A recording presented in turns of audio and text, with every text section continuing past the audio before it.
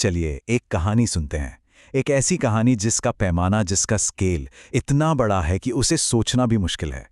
ये कहानी सिर्फ हमारी मतलब इंसानों की नहीं है, नहीं। ये कहानी है एक ग्रह की, एक तारे की और अरबों सालों में हुए किस्मत के खेल की। जरा इस नंबर को देखिए, 460 करोड़ साल। ये इतना लंबा वक्त है कि इसके सामने हमारी पूरी इंसानी सभ्यता, हमारा पूरा इतिहास बस एक पलक झपकने जैसा है। इतनी ही उम्र है हमारे ग्रह की, और बस यहीं से हमारी ये जबरदस्त कहानी शुरू होती है। लेकिन ऐसा नहीं है कि सब कुछ हमेशा अच्छा ही हुआ। हमारा होना सिर्फ अच्छी किस्मत का नतीजा नहीं है, बल्कि ये उन भयानक विनाशकारी घटनाओं का भी नतीजा है जिन्होंने जिंदगी के सफर को हमेशा हमेशा के लिए बदल कर रख दिया। तो सवाल ये है कि शुरुआत हुई कैसे? क्या सब कुछ शांत था? नहीं, बिल्कुल नहीं।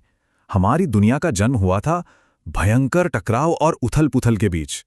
वो बस आग का एक गोला थी, एक ऐसा गोला जो एक दिन हमारा घर बनने वाला था। तो हुआ ये कि पास में एक तारा फट गया, एक जबरदस्त सुपरनोवा धमाका हुआ, और उस धमाके से निकली एनर्जी ने धूल और गैस के बादलों को इकट्ठा करना शुरू कर दिया। इसी से हमारा सूरज और सारे ग्रह बने।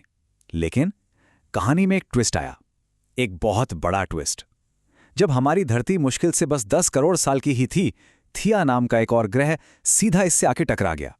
सोचिए जरा, अब ये टक्कर जो इतनी विनाशकारी लग रही है, वो असल में एक अंत नहीं थी, बल्कि एक बहुत जरूरी शुरुआत थी।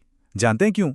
क्योंकि इसी टक्कर से जो मलबा निकला, उसी से हमारा चांद बना, और इसी चांद ने हमारी डगमगाती हुई धरती को एक जगह टिका दिया, उसे स्थिर कर दिया।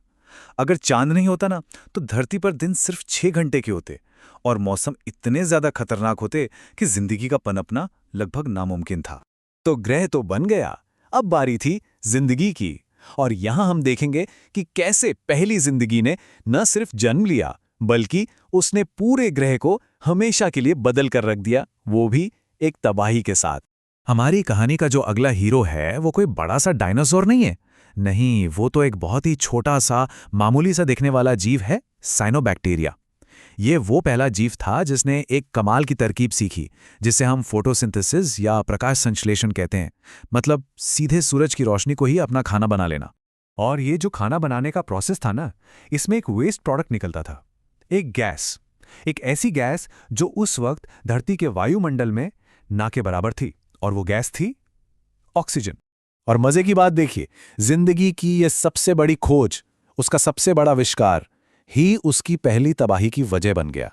क्योंकि उस समय धरती पर मौजूद ज्यादातर जीवों के लिए, जो बिना ऑक्सीजन के रहते थे, ये नई गैस एक जानलेवा जहर थी। इस घटना को इतिहास में ग्रेट ऑक्सीजनेशन इवेंट कहा जाता है।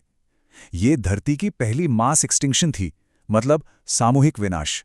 और ये किसी उल्कापिंड की वजह से नहीं हुआ था, ये खुद जिंदगी ने ही किया था। इस घटना में धरती पर मौजूद लगभग 99% जिंदगी खत्म हो गई।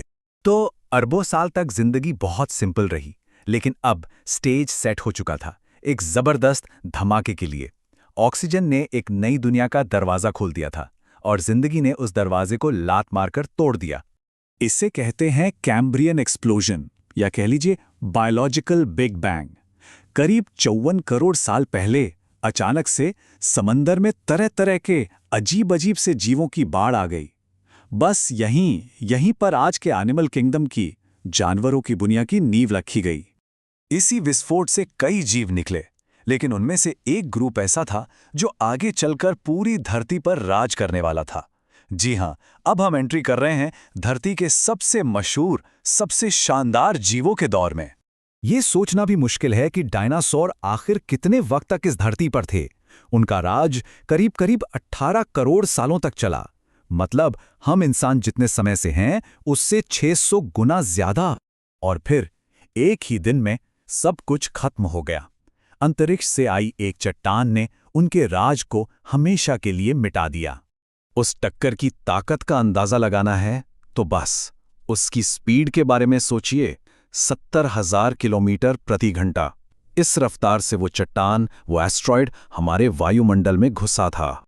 टक्कर तो जबरदस्त थी ही, पर असली कातिल वो नहीं था। असली कातिल था वो मंजर जो टक्कर के बाद आया। धूल का एक इतना बड़ा गुबार उठा कि उसने दशकों तक सूरज को ही ढक लिया। पूरी धरती एक अंधेरी ठंडी जगह बन गई और इस नई बदली हुई दुनिया में डायनासोर जिंदा नहीं रह पाए। तो डायनासोर की दुनिया की राख से हमारे नन्हे मुन्ने पूर्वजों को, जो अब तक छिपकर रहते थे, उन्हें अपना मौका मिला। एक नई दुनिया जन्म ले रही थी और यही दुनिया आगे चलकर हमारी कहानी का आखिरी चैप्टर बनने वाली थी। जब बड़े बड़े शिकारी खत्म हो गए तो हमारे पूर्वज जमीन के नीचे से बाहर निकले और फिर लाखों सालों के सफर में उन्होंने औजार बनाना सीखा, आग को काबू करना सीखा, मुश्किल चीजों के बारे में सोचना सीखा और सबसे जरूरी, कहानियां सुनाना सीखा। हर एक प्रजाति ने हमें आज जो हम हैं वो बनाने में एक और कदम आगे बढ़ाया। तो सोचिए, एक तारे का फटना, एक ग्रह का टकराना, एक छोटे से बैक्टीरिया का जहरीला धुआं और एक एस्टेरॉयड की तबाही, इन सब घटनाओं ने मिलकर हमें आज यहां पहुंचाया है। ये एक ऐसी कहानी है जिस पर यकीन करना मुश्किल है।